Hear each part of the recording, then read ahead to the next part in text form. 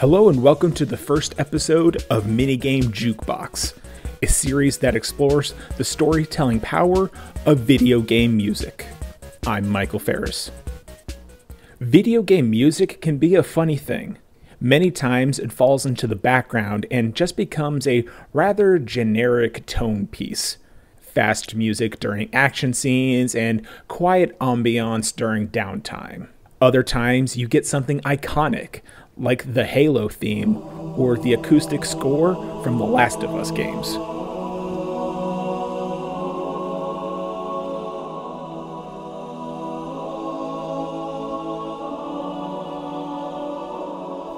And of course, Nintendo games are full of memorable tracks.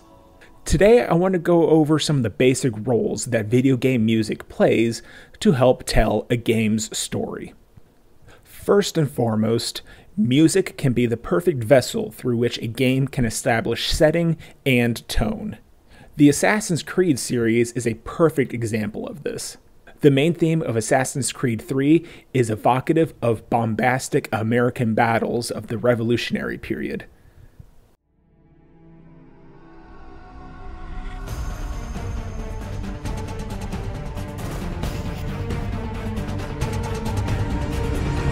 And the entire score for Assassin's Creed 4, Black Flag, has more of a Caribbean flair and seems to be inspired by the Pirates of the Caribbean film franchise.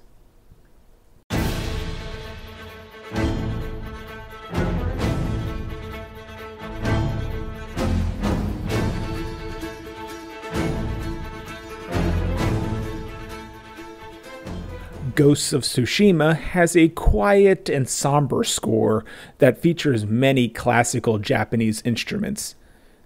And the first Mass Effect title has a soundtrack inspired by sci-fi films of the 60s and 70s.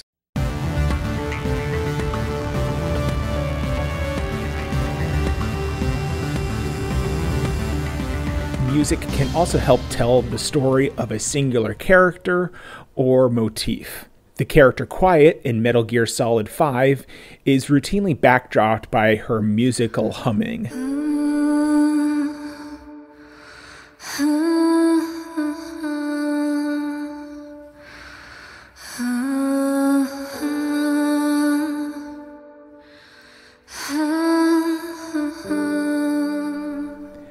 The Normandy in the Mass Effect series has its own theme, and other tracks and scenes in which the ship plays a prominent role feature the theme as though the Normandy makes a heroic appearance, both narratively and musically.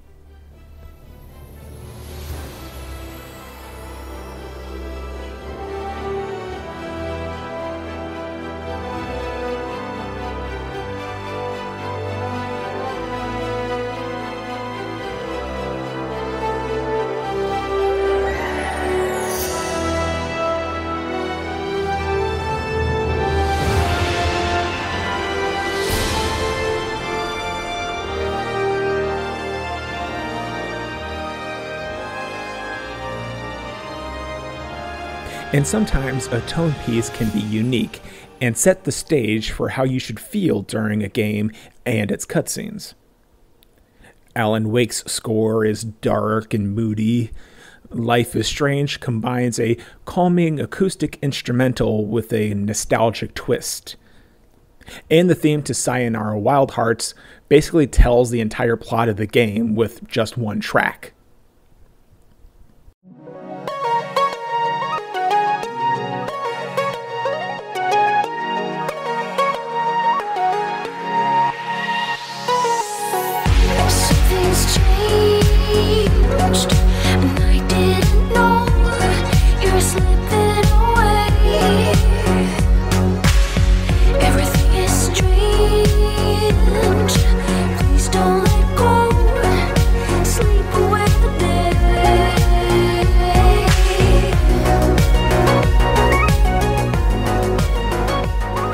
Now, this is only a taste of what will be in the Minigame Jukebox.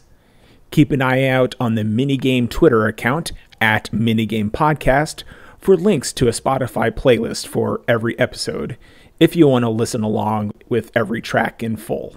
Thank you for listening, and I'll see you next time for the first full episode of the Minigame Jukebox. The executive producer for Lore Party is Abu Zafar. Minigame is written and produced by Michael Farris. Follow Minigame on Twitter at Minigame Podcast, and follow Lore Party at lore_party. Visit Lore Party at loreparty.com and email Minigame at minigamepodcast@gmail.com. Thank you very much for listening.